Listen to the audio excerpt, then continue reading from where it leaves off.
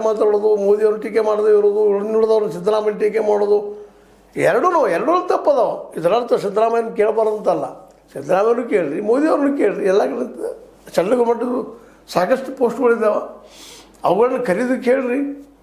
ಒಂದು ಅಂದಾಜು 80 ಲಕ್ಷ ತನಕ ಅದಾವಂತ ಸುದ್ದಿಗಳಿದ್ದಾವೆ. ಮತ್ತು ಅಷ್ಟು ಜನಕ್ಕೆಲ್ಲ ಬೇರೆ ಬೇರೆ ಸ್ಟೇಟ್ನಾಗ ಉದ್ಯೋಗ ಸಿಗ್ತದೆ. ಅದನ್ನು ಮಾಡಿರಿ, ಇದನ್ನು ಮಾಡಿರಿ, ಒಟ್ಟಿನೆಲ್ಲ ಏನು ಮಾಡಿರಿ.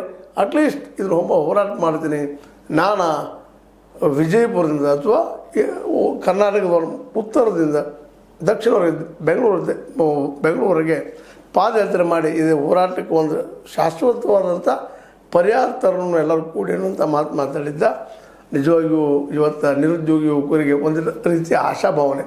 ಯಾಕಂದರೆ ಸ್ಟ್ರೈಕ್ ಮಾಡಲಿಕ್ಕೆ ಹೋದರೆ ಸ್ಟ್ರೈಕ್ ಮಾಡಲಿಕ್ಕೆ ಕೊಡ್ತಾ ಇಲ್ಲ ಸರ್ಕಾರ. ಮತ್ತು ಏನೋ ಮಾಡೋಣಪ್ಪ ಕೇಳೋಣ ಅಂದರೆ ಯಾವ ರೀತಿ ಕೇಳೋದು? ನಾವಂತ ಇವತ್ತು ಎಲ್ಲ ಕಡೆಯೂ ಆಲ್ ಓವರ್ ಕರ್ನಾಟಕದಲ್ಲಿ ಹೆಚ್ಚು ಕಡಿಮೆ ಎಲ್ಲ ಕಡೆ ಯುವಕರು ಇವತ್ತು ಖಾಲಿನೇ ಇದ್ದಾರೆ, ಏನು ಉದ್ಯೋಗ ಇಲ್ಲಪ್ಪ ಅನ್ನುವಷ್ಟು ಮಟ್ಟಿಗೆ.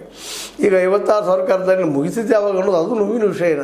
ಅಷ್ಟು ಸುಲಭವಾಗಿ ನೌಕರಿಗಳು ಸಿಗೋದು ಸುಲಭದ ಮಾತಲ್ಲ ಅನ್ನೋದು ಇವತ್ತಂತ ಎಲ್ಲ ಕಡೆ ಖಚಿತ ಆಗಿದೆ. ರಾಜ್ಯ ಸರ್ಕಾರದಲ್ಲಿ ಅಥವಾ ಕೇಂದ್ರ ಸರ್ಕಾರದಲ್ಲಿ ಮೂವ್ಮೆಂಟ್ ಮಾಡೋ ಜೊತೆಗೆ ನಾವು ಇಷ್ಟ ಇಲ್ಲಿ ಈ ಸಂದರ್ಭದಲ್ಲಿ ಹೇಳುವಂಥದ್ದು, ಒಳ್ಳೆಯ ಕೆಲಸವನ್ನು ಯತ್ನಾಳರು ಮಾಡ್ತಾಯಿದ್ದಾರೆ, ಒಳ್ಳೆಯ ವಿಚಾರವನ್ನು ಕೈಗೆ ಎತ್ಕೊಳ್ತಾ ಇದ್ದಾರೆ.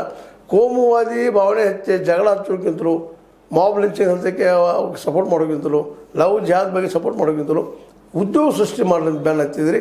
ಅದೇ ಕಾಲಕ್ಕೆ ಸಿದ್ದರಾಮಯ್ಯಗೆ ಬೆನ್ನು ಹತ್ತಿದಾಗ ಮೋದಿಯವ್ರಿಗೆ ಬೆನ್ನು ಹತ್ತೋದು ನಿಮ್ಮ ಕರ್ತವ್ಯ ಅಂತ ನಾನು ತಿಳ್ಕೊಂಡಿದ್ದೀವಿ. ಯಾಕಂದರೆ ಸಿದ್ದರಾಮಯ್ಯರು ಮಾಡಲೇಬೇಕು. ಅದರಲ್ಲಿ 2 ಪ್ರಶ್ನೆ 2.80 ಲಕ್ಷ 2,80,000 ಜನ ಉದ್ಯೋಗ ಕೊಡಲೇಬೇಕಂತ ಒಂದು ಸಂದರ್ಭ ಇದೆ.